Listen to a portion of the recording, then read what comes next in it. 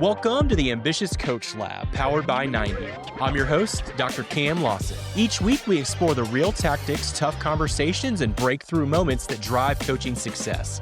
Let's jump into today's episode. Well, hey, friends, I am so excited about this interview. I have Uncle Walt Brown. Walt has been an EOS implementer since I think the 1700s. You've been around for a while, something like that. I Yeah, think you from were the 18th century. yeah, right. Third or fourth. I don't know. There's Yeah. up for debate as far as what number. Not that that matters, but you are one of the OG implementers. So Hmm. he is an expert implementer.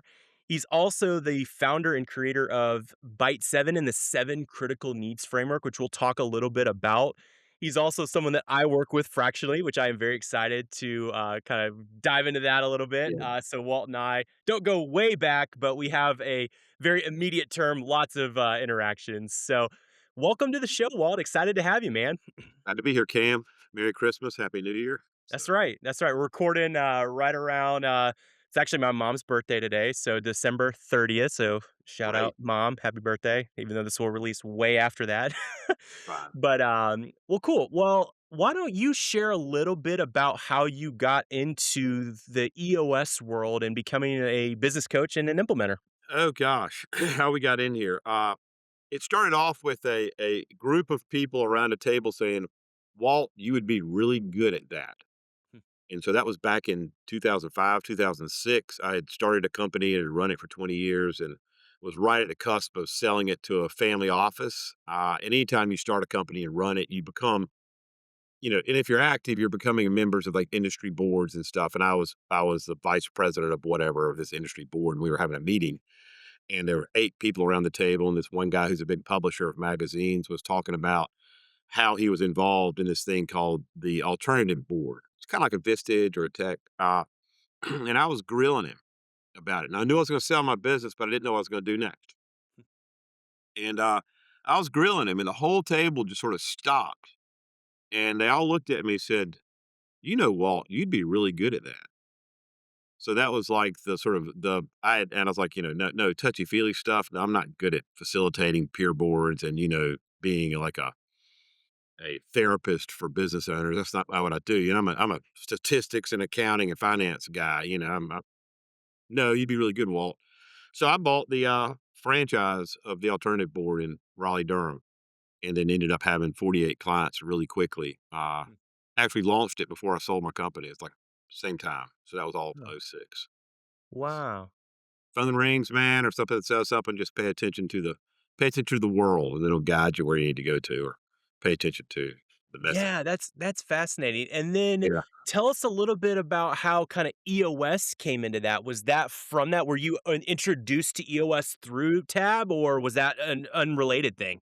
Yeah, that's a good question. So, 48 clients, right, really quickly, and Right. they're in 4 different boards, 12 guys, and Tab does a really good job of teaching this strategic thinking methodology they call SBL, Strategic Okay. Business Planning Leadership, and there's a methodology where they go through and they get their personal vision tied to their business vision, and they're sharing all that with their peer boards. Hmm.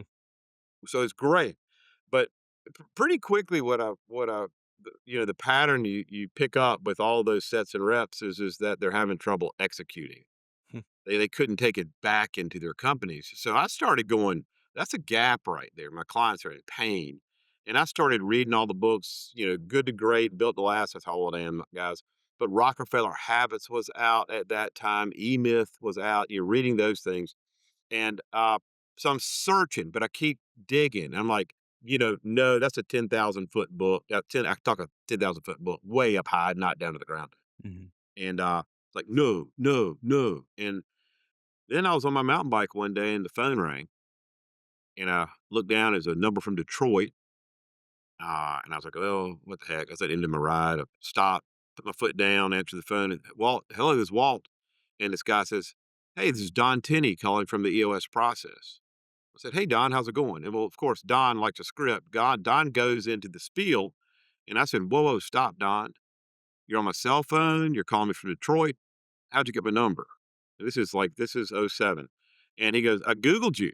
I said, oh, really? What search terms you use? I sold a .com. "What search term did you use?" And he says, "Business Coaches Raleigh." And I thought to myself, I don't even know if those words even exist on my website, but it's okay. Okay, Don, uh, what page was it on? Google search page 9.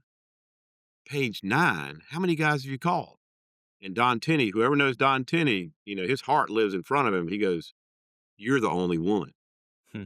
And I was like, "You are sick. I love sick people. Let's talk." And so, next Tuesday, I went through the same pattern that they still take people through. And I was like, there it is. Got the Hmm. book, read it, signed up, and went out and got trained in February in the second class. You know, Wow. Dayton was in November, I was in February. And then I brought it back in, took 9 clients through it, then 14, and then 21. And at that point, like, wow, this is really working.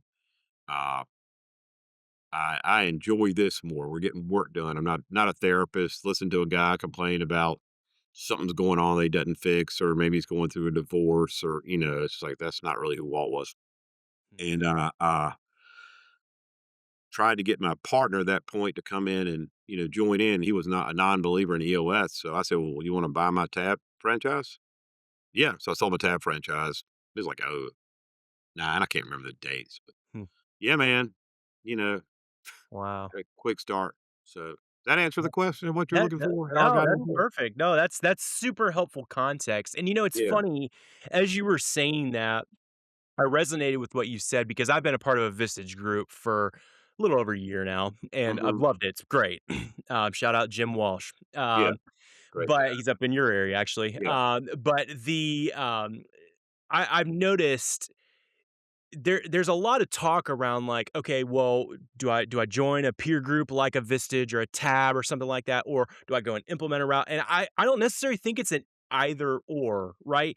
Because they there's go together. benefits that you get from being Yeah, in a group like that, of having a network of CEOs who are going through similar things. They're in yeah. similar stage companies. And then also, Well, I think you nailed it on the execution standpoint, because if you just have that, you can come home with 12 crazy ideas over the course of a year and not execute on any of them. yeah, yeah. Versus Not yeah, yes. Shout out to Jonathan Smith and Bulldog. He has the Optimized for Growth model, which is every CEO needs a coach. I have a coach, Greg Walker. Every CEO needs a system, EOS, and every CEO needs a peer board to keep them grounded. I mean, those 3 things work together and they just are, it's not an either or, it's an and right. plus. That's so true. So, let's fast forward a little bit to currently, right? You've worked with my understanding is a little over 200, companies and leadership teams that you have taken through the EOS implementation process. Is that correct? Yeah, 203, not that I'm counting. Man, I wouldn't A expect anything lot, less. approaching 2,000 session days. Wow. Yeah, yeah, so, You've seen uh, it all, I'm sure. well, seen a lot, not Yeah, all, fair, there's always fair. something new. So, one thing that I'm really interested in, we've dialogued a little bit on this before, Mhm, right? There are a lot of approaches that business coaches and I guess specifically implementers, while they would say, "Hey, let's maintain a purity aspect," you actually have lived that out, right? There's a lot of things that you could go in. We talked about shiny objects. There's all sorts of shiny objects out there for a business coach, right? yeah, Another offering, another thing that you can add as a potential package that you can sell a potential client, right? yeah, Or even yeah, add on to existing clients. But one thing that I respect about you is you have built your practice, and I think it's okay that I say this, but a seven-figure practice yeah, just doing EOS purely. Can you yeah, talk a little bit about your just that decision to go all in instead of kinda diversifying? I mean, you sold your tab practice and you just went yeah. all in on the EOS toolbox of helping companies implement that. Can you talk a little bit about your thought process with that?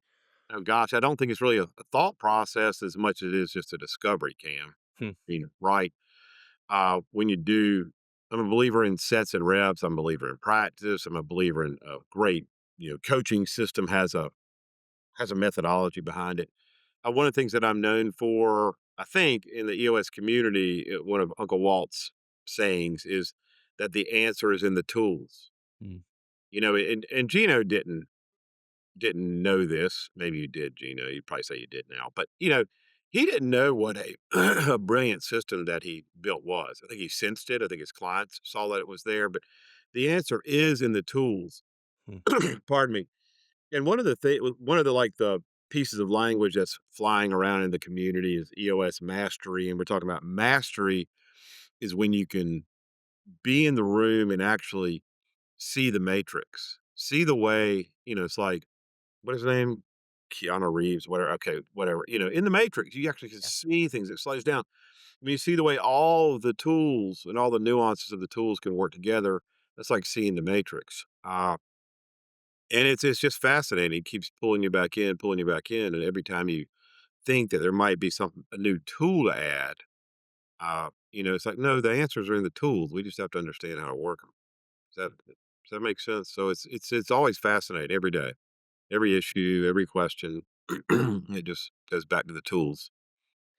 As someone who has implemented, in a previous organization, and then through my time at 90 worked with over 500 teams who were actively implementing EOS. So, I mean, Mhm. I've seen a lot, right? And Yeah, there is so much truth to that, of because it's so easy to think that you've got to find some other thing to, no bring into tool. your organization, and then pretty soon you Frankensteined a Yep.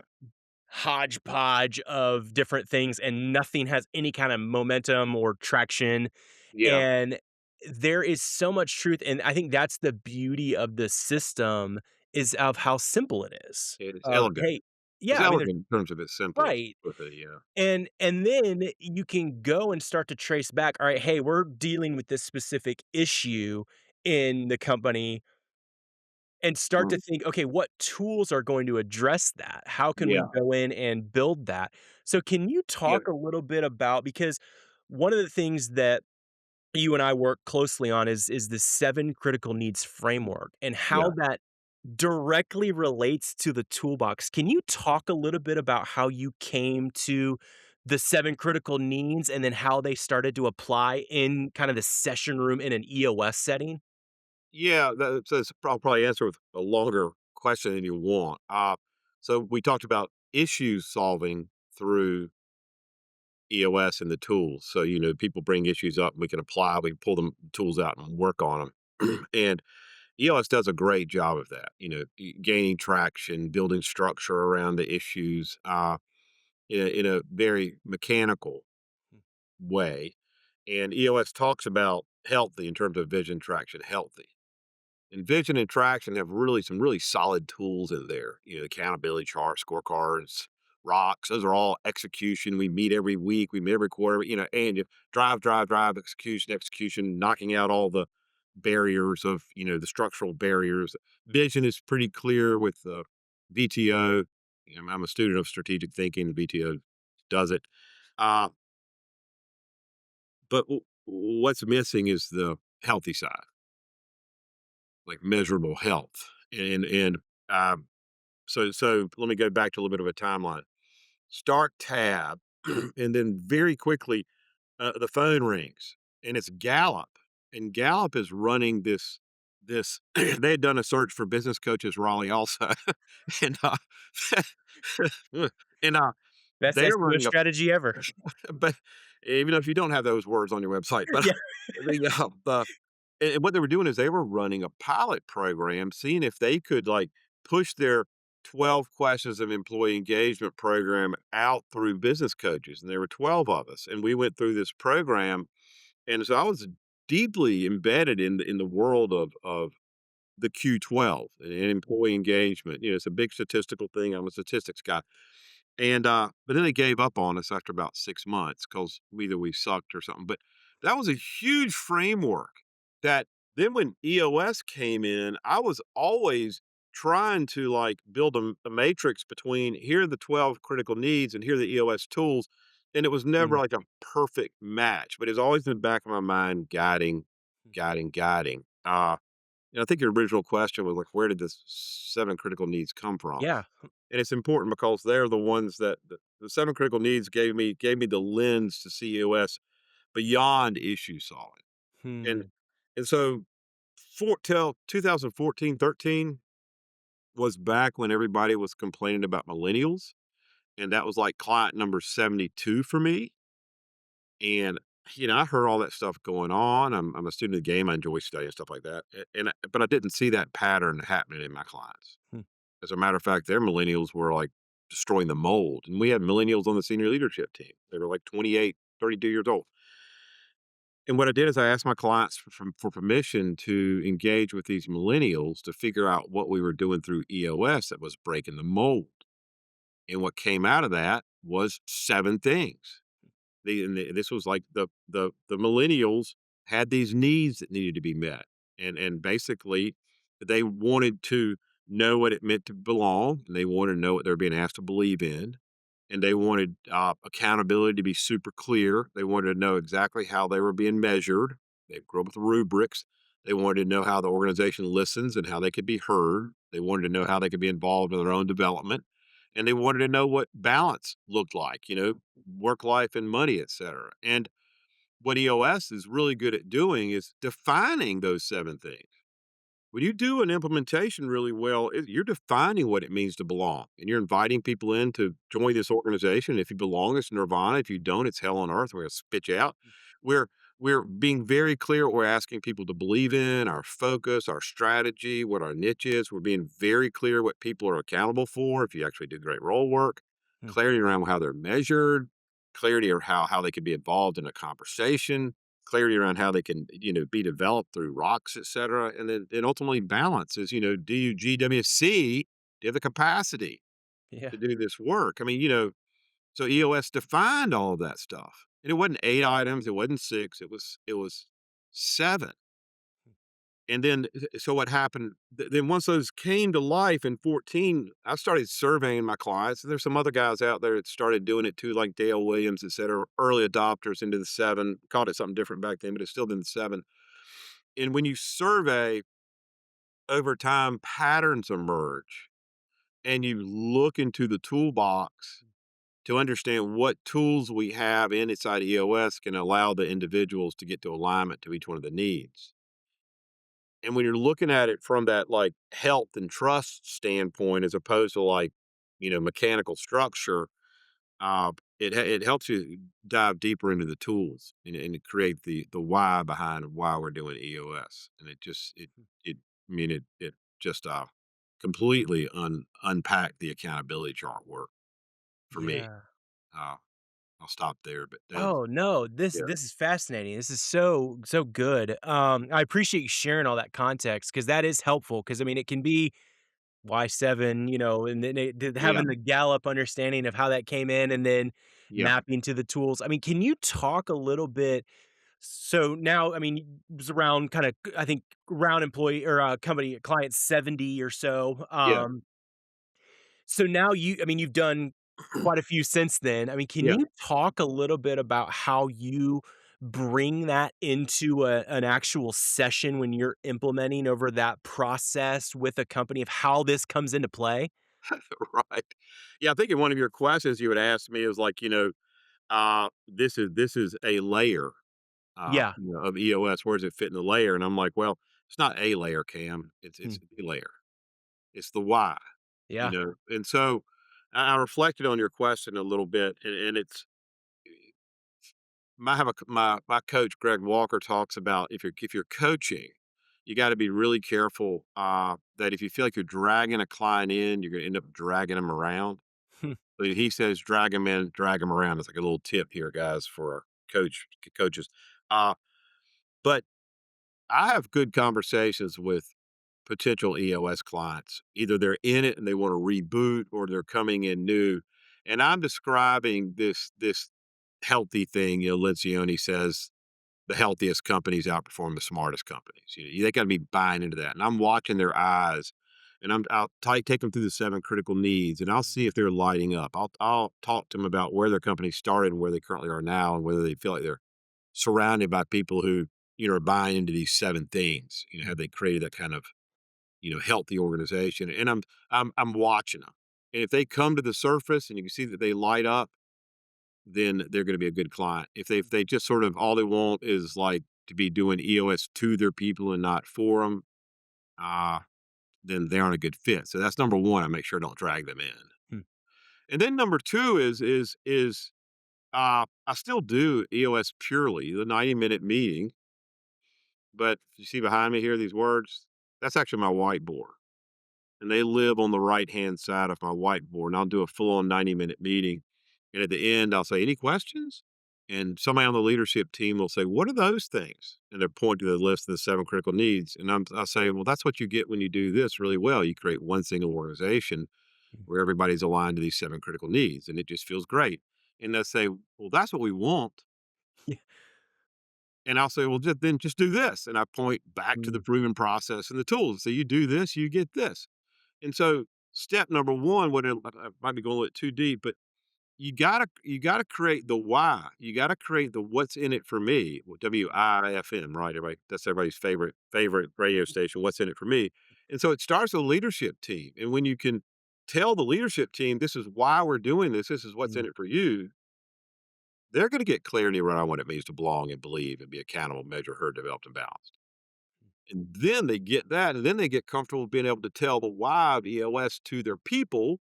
And so the rollout happens on top of the 7 critical needs, and we're able to measure, into infinity of how well we're using the tools to meet the needs. Oh, Long I story. love that because I could envision that so perfectly when you're going through. Because I was hoping you were gonna talk about that, because you and I have talked about that before, where Yeah, you have it on that right side of the whiteboard, and you yeah. kinda go through, like, "Alright, here's, kinda the just process of what we're gonna go through," and then you're almost, like, just leaving I it leave it and alone. I don't even and say they anything about it. and it's like they see that and they're like, "Well, yeah, that's what we want. That's ultimately why we decided to do EOS or Yeah, implement this framework, because we want certain outcomes." yeah, And ideally, it stretches just beyond a financial benefit. It's you're yeah, in That's what I have loved about working in the EOS space is typically you have leaders that are serious about growing their business and seeing the financial benefit from that, but they're also yeah, growing it to just be a good organization that is an attractive place to work that people want to come in and give their best for. And I think that's what yeah. Lencioni's getting at when you tap into that healthy aspect that, Right. hey, you get that, and all the stuff that you want about being smart over here is naturally going to happen when you're Yeah, checking those boxes, when your employees feel they believe in where you're going, they feel like they belong, all of those things, you're yeah, starting to meet those needs. yeah, But I love, and I wanna make sure that specifically the implementers that are listening to this catch that this is something that's brought in from the 90-minute meeting of, "Hey, this is the why of what we're doing," and then it gives you a path back to the tools, which is ultimately what you got into being an implementer, is you want to go in and implement these tools. This gives you that lens back into them, which yeah, only enhances that experience, and it just frames it around organizational yeah, health. yeah. It does. Organizational health, the bottom of the trust pyramid, Yeah. of all of that stuff. And then, you dig deeper, and when you do increase engagement, when you do increase measurement, I mean, it do increase healthy, there's tons of statistics around the impact of the bottom line. Hmm. I mean, it's like 23% is what Gallup says, so it's like, I mean, no doubt. I mean, real number. I've experienced that as an employee. If I don't Yeah, feel like I belong at a company, I'm not giving my best. right. I mean, and then may No, reflect poorly on me, no, but it's just a natural outcome of that. yeah, and that best you're talking about is what we in like a technical term, it's called your discretionary energy. So Hmm. everybody carries the employees and the organization's discretionary energy.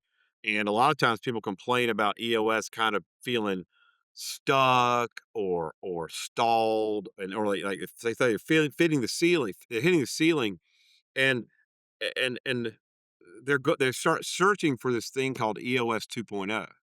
Hmm. And I'm like, actually, no, that's not what it is. What it is you're at EOS point 0.5. You haven't finished EOS 1.0. EOS 1.0 is when you bring the healthy side into the smart, and those two work together. That's the completion. And so through the 7 critical needs, we're able to basically re-roll out EOS or recharge EOS, flip the script. Because right now, many companies that are running on EOS, their employees feel like EOS is a steamroller. It's being done Mhm, to them and not for them. And we've got to resurrect this why. mhm. This is why we're doing this. It's a really easy resurrection. It's not a new tool. It's just a survey and you see how you are. And then you take a few minutes to understand what tools maybe you can use better that you're not using. And that'll help lift the critical need. That framework is so great of that not 2, but 4. Like, "Hey, Yeah. we're doing level 10 meetings so you have a voice and feel heard." Yeah. That's the reason we're implementing these and giving you rocks to be able to develop yourself and all of it. I mean, it all starts to go back Or to the tools processing like an issue deeply is a development yeah.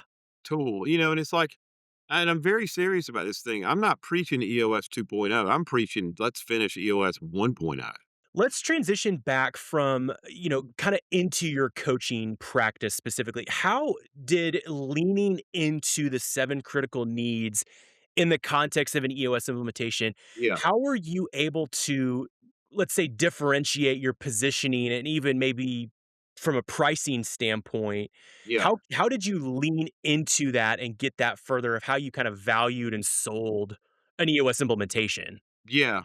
Yeah. So it's a great question of, you know, where's the value, how much you charge it and stuff. So, you know, 203 clients, I'm graduating clients. I mean, Yeah. not all clients finish, but you know, I'm graduating them pretty quickly. And, you know, I'm also in North Carolina where, you know, the Yankees came through and a lot of people have still buried their silver in the backyard. In other words, they're cheap. Hmm. Also work like in Atlanta and up toward Yeah. DC and stuff. So you kind of think about your pricing with your market. But this is my philosophy is we're adding value as a coach. And people are willing to pay for speed and they're willing to pay for like actionable results and they want those as fast as they can. Hmm. And so I charge a lot. I probably charge so much that they don't stay with me 3 or 4 years. Hmm. They'll stay with me 18 months, maybe 2 annuals, do an annual, then maybe they'll run it kind of on their own and then you know, I'll do another annual. So my day rates uh pretty high, Cam. And I'm telling them you are going to graduate. You're going to master these tools. You're going to get deep fast. And you know, and I'm going to push you to get to the real root. And I'm going to bring some facilitations that are going to help you get deeper faster. And I'm going to bring some stuff that's going to help you make the harder decisions faster. Hmm. Uh, you know, and it's I don't know if I'm answering the questions there, but it's speed and depth. Hmm. How fast can you go and how deep can you go and really offer them value, uh, you know, early on? How do you when you're going in to I mean, you're in North Carolina, I'm in South Carolina, so Yeah. I get this southeastern Yeah. mentality, if you will. But how do you vet or qualify, whatever you wanna call it, where you can kinda understand where maybe they're not buying into this 7 critical needs thing, or maybe they're not Yeah. buying into this full thing, like, how are you able to I mean, you've done this a lot, I mean, if you work with over 200 clients, that means you've talked to a lot more than that, Yeah. which means you've Totally. not worked with a lot as well, so, Yeah. talk a little bit about your process of kind of finding those right fit clients. Well, early on, you know, I wanted all clients, so my prices were probably not where they should have been, but that allowed me to get the sets and reps to learn. You know, like I said a minute ago, I'm talking about 7 critical needs and seeing whether they actually want that for their clients, for their people or not.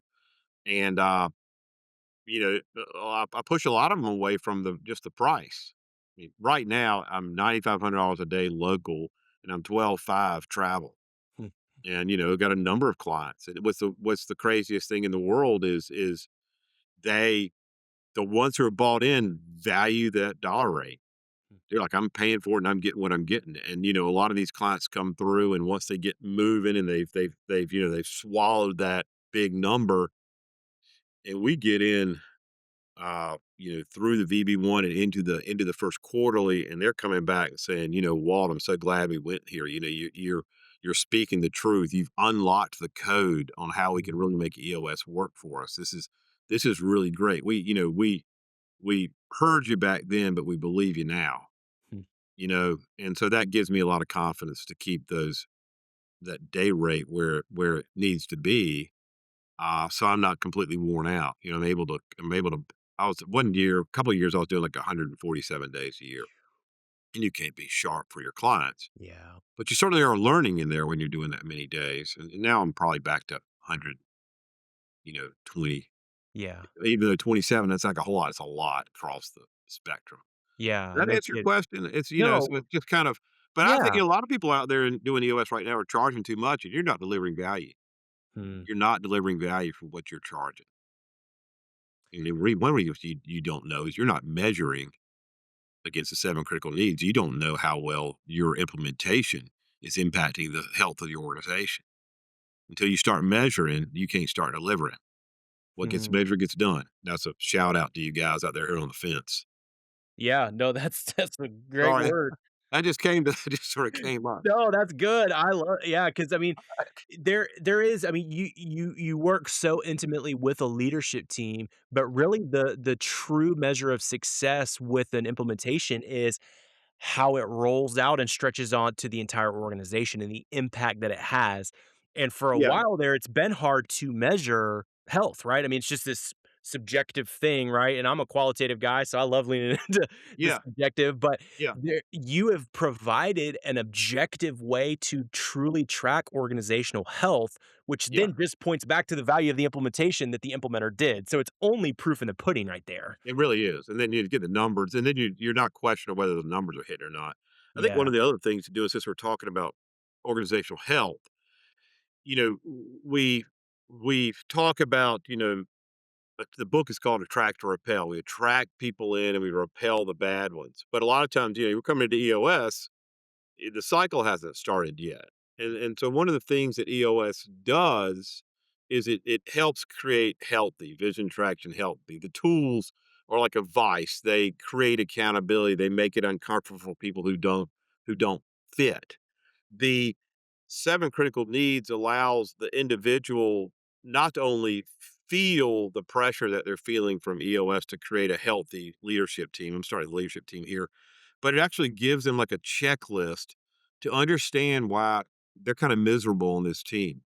Hmm. Either they know they really don't have the core values, they're really having to work into living into them, or they really don't believe in where, the team and the CEO is taking the company, or they really don't like their job, or they, don't like how they're measured, etc. Or maybe they just aren't balanced. So this is a checklist that the individual, we're actually honoring the individual, is able to go, this isn't a good fit for me. Hmm.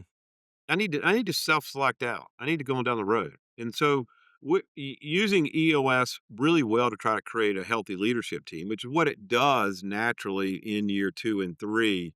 When you bring the 7 in place and you start really laying down the why and you're really challenging the leadership team and the leaders, are you creating this one single organization?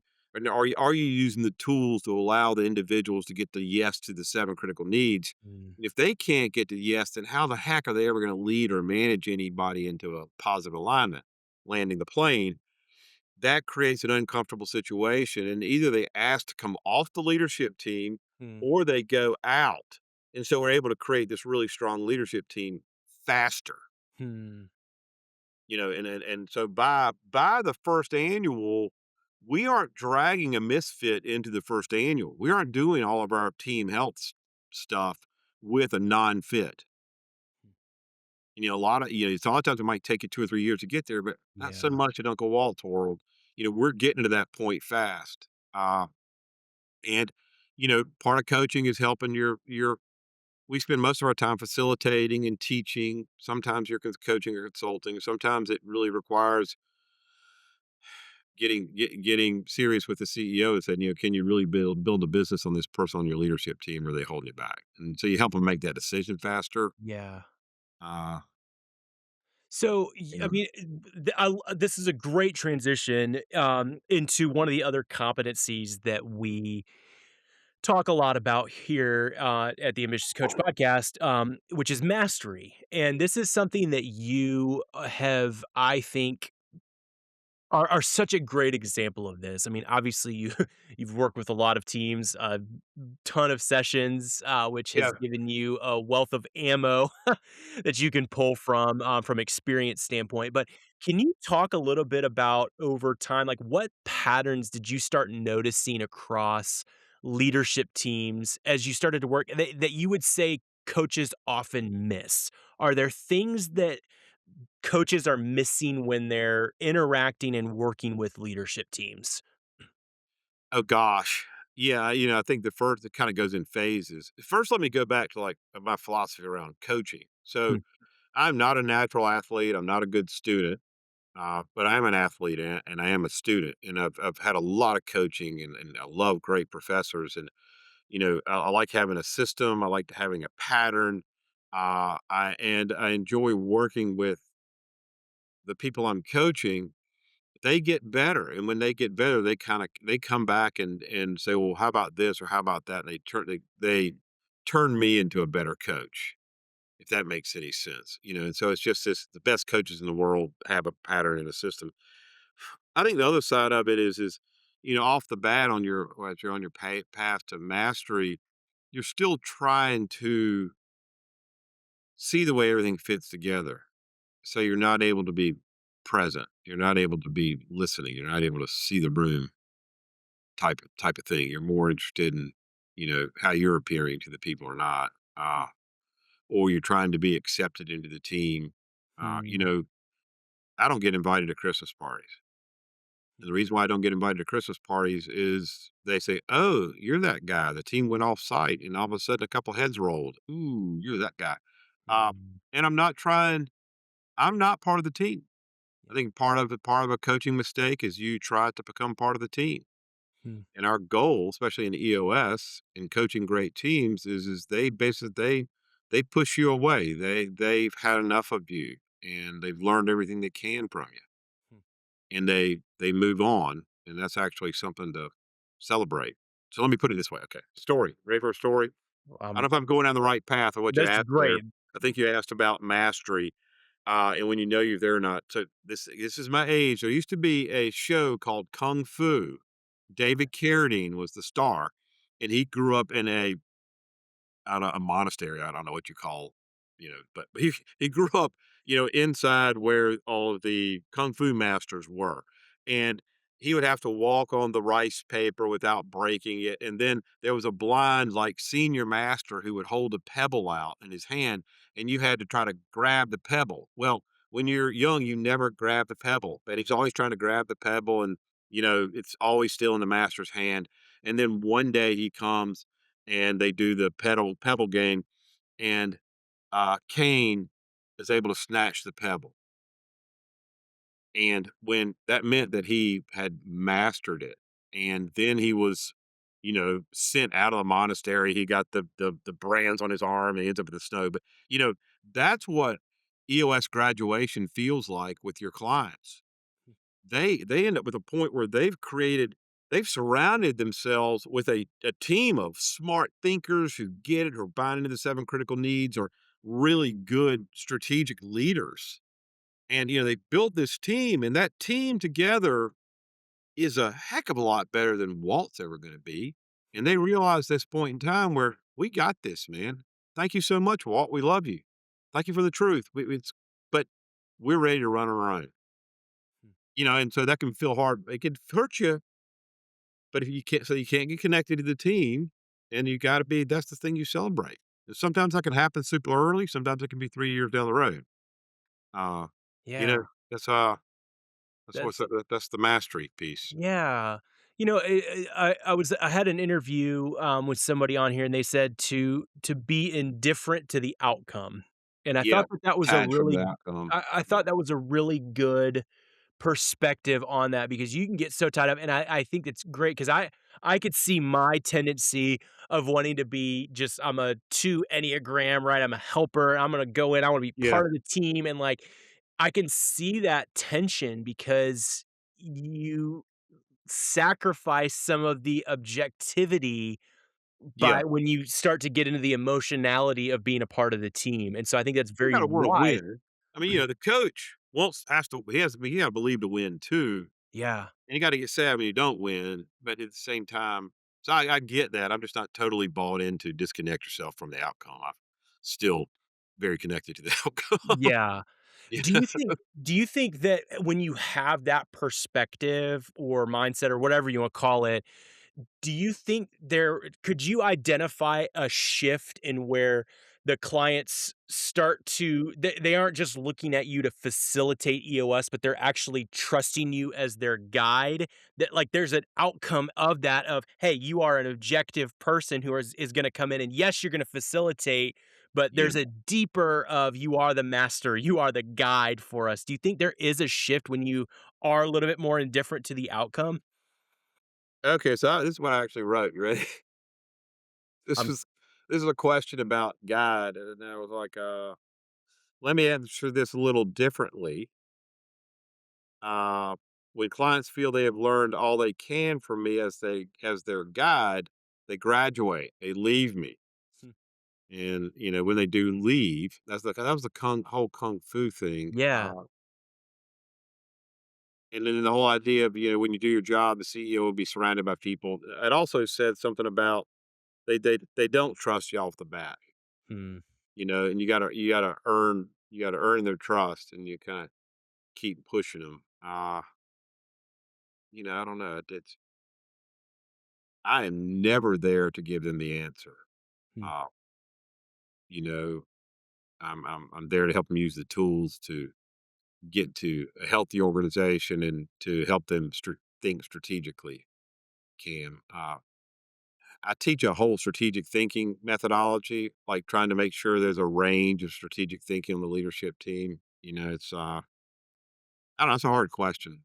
I think you answered it with the kung fu aspect, and Yeah, I think that really is such a great picture of it, that it's not this never-ending relationship. There is an inevitable goal for especially for yeah, specifically an implementer of, yeah. "Hey, And you're good. Go. yeah, and Do." I hadn't thought about this a whole lot, but when you think about it, here are the students in the monastery. What are they doing on a daily basis? You open the doors to one of those monasteries, and what do you see in the courtyard?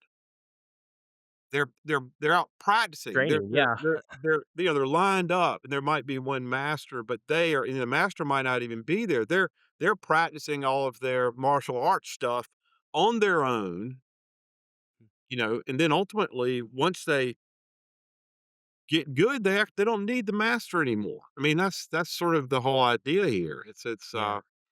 Yeah. So guide. I'm more of a coach, Hmm.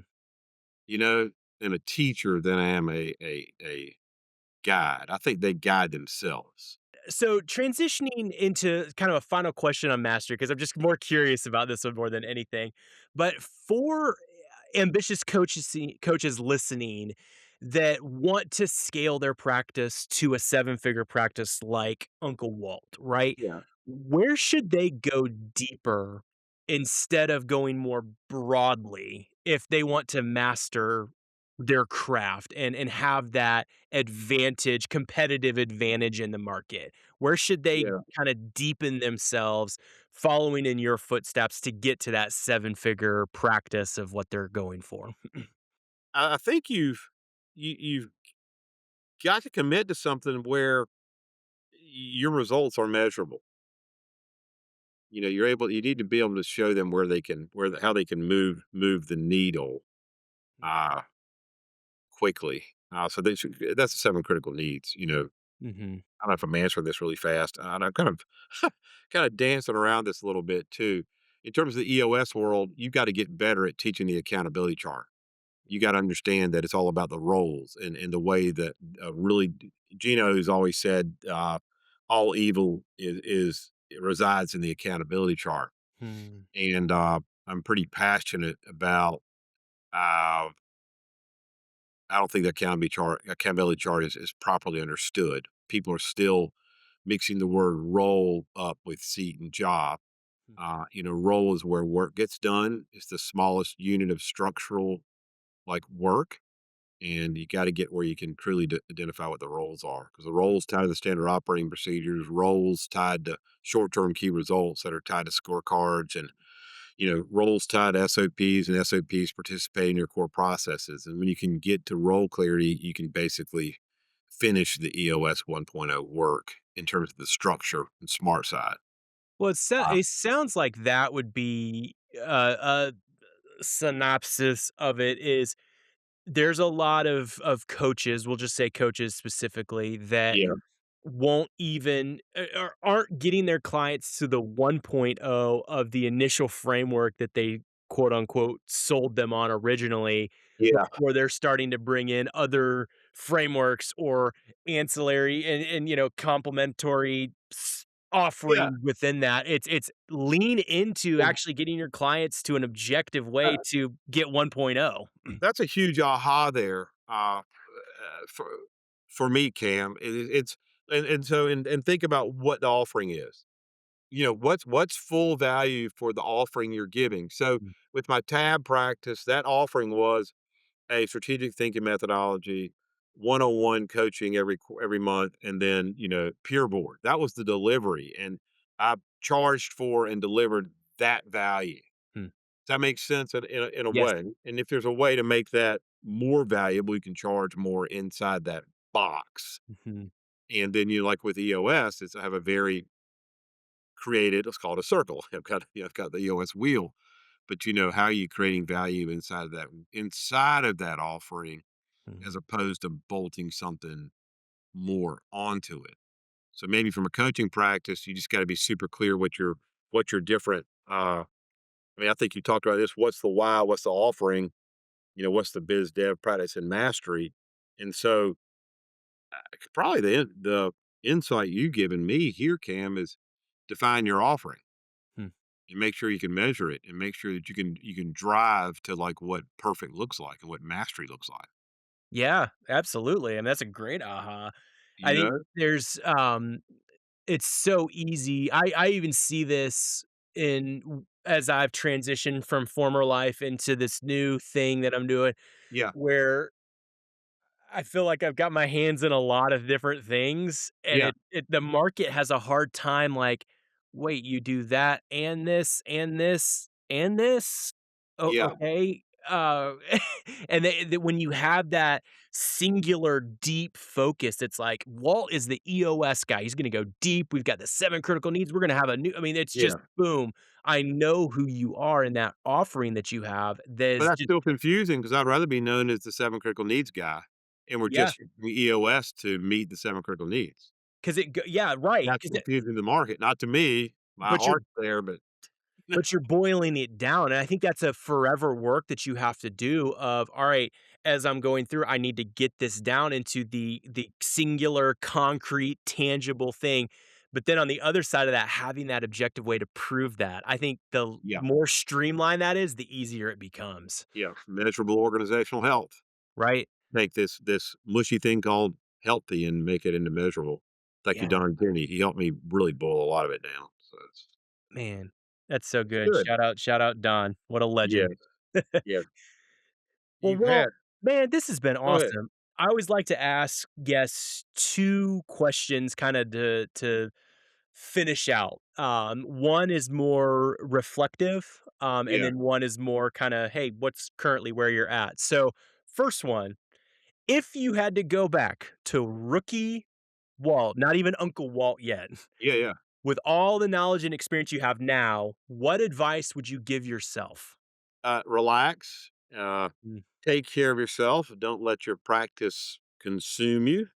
You love your children and your wife, trust your faith that you're on the right path, and don't look for greener pastures. I think, those of us who are gifted with the blessing of being a coach, recognize that that's a gift and that, mhm, don't squander it looking for other things. Don't go on tangents. I went on a few tangents that hmm. took me away, but just slow down, relax, and pay attention.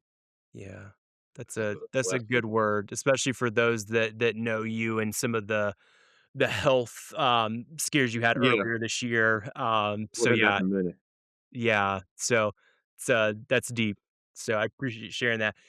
And then what so kinda now fast forward to second question, which is what is a lesson that you're in the middle of learning in this moment. You know this, and this is the don't hold out hope story. So 6 months ago, June 29th, 2025, I had my aortic arch surgically replaced with a man-made version. It's a big deal. And I was out for 18 hours, and 3 times, 3 different doctors, an emergency room doctor, a hospitalist doctor, and a surgeon told my wife, Ann, and my daughters, Marion and Jane, and my granddaughter, Ashby, do not hold out hope, which is crazy. So the lesson I'm in the middle of right now is, how do I honor, basically, being saved, being, giving my life back. And I know that it's the 7 critical needs coupled with EOS. And what I know is this is how we remove the confusion and function that's like torturing and tormenting the souls of people at work. Mm, How do we remove that torture and torment mm, that just caused by confusion and dysfunction that's making people hate their work? mm, We can do that by, using the 7 critical needs and by you using the EOS really well, real well to get rid of that dysfunction. So that's my current lesson. That's what I'm working on real hard. That's the belief. That was the calling. That's why I'm yeah. still here. So Yeah. You and I have talked a lot about that of there's yeah, a very deep, realization, appreciation, for, the reason that you are still here, and you yeah, are crystal clear on that, and yeah, I respect that, and I yeah. am thankful that you've allowed me to be a small part of that Oh, journey, big with part. you, and Yeah, so, but yeah, I am thankful that you are here, and yeah. I am You're cool. thankful that you are clear on your purpose now. It's amazing when, Yeah, I'm not even gonna try to empathize, that I've gone through something similar, but just yeah, living vicariously through you and your experience, it adds so much more passion, and weight behind it when you say that, yes. there is Big a role. reason for this. So, Yeah, yeah. Really is. but well, cool. Well, thank you so much for coming on. Thank If you, somebody Cam. wants to get in touch with you, maybe they want to pick Uncle Walt's brain, or maybe they want to learn a little bit more about these 7 critical needs, where's the best place to get in touch with you or learn more? Yeah, and I invite you, especially you guys in the US world out there. I'm always help first, grow or die. So I'm always open to you, but probably just Walt at waltbrown.co. Or just if you just type in Walt Brown EOS, somewhere in there I'll come up. Just follow some kind of link and Business it'll coach, Raleigh, North Carolina. let's go to Raleigh. I don't know if that's gonna come up or not. Maybe you're past Oh, page 9 or earlier than page 9 now. I don't know. Yeah, I think maybe, but yeah, man, thank you so much for Yeah. this. And the Well, I reflection know was I've great. had, multiple guests on this show specifically that have pointed out to the influence that you have had on their life. Huh, So JBS was one. He wow. referenced, windshield time, which I have Yep. adopted as my own. Now, whenever I'm in the car, I just call people Right. and Yeah. tell them that I have windshield time. And so that was Yeah. meaningful to him. And then Chris Snyder also mentioned Yeah. you, Awesome. just as a mentor. So Walt means what he says when that help first. If you have questions, just reach out to Yeah. him. He is absolutely going to pick up the phone. So, or at least call you back. Yeah. So, Will. well, cool, man. Well, thank you for coming on. Yeah. Thank you for listening. I hope this has been helpful. I love the conversation of deep diving into kind of how Walt has built the 7 critical needs into his offering of how it fits perfectly within the EOS toolbox, and then how that's leveled him up to being a master of his craft and how he's benefited from that. So, great conversation, man. I hope everyone has a good rest of their day. And as we're going to celebrate New Year's tomorrow here. Yeah. So, Happy New All Year. right. Thank you, Cam. Hey, All take right. care. Thanks, guys. That's it for today's episode of the Ambitious Coach Lab. My hope is that something here helps you sharpen your craft and keep building a coaching practice you're proud of. Before we wrap, a quick thank you to our sponsor, 90. If you're coaching leadership teams, having your clients run their entire world in 90 truly elevates your work. Vision, rocks, scorecards, issues, it all lives in one centralized place. The clarity keeps your clients aligned between sessions and makes every conversation you have with them more focused and more impactful. I've used 90 with over 500 leadership teams, and I can tell you it makes great companies better and great coaches even more effective. Feel free to use promo code AC20 for 20% off. Again, that's AC20 for 20% off. Thanks for hanging out with me today. I'm Cam, cheering you on as you grow your ambitious coaching practice. We'll see you next time.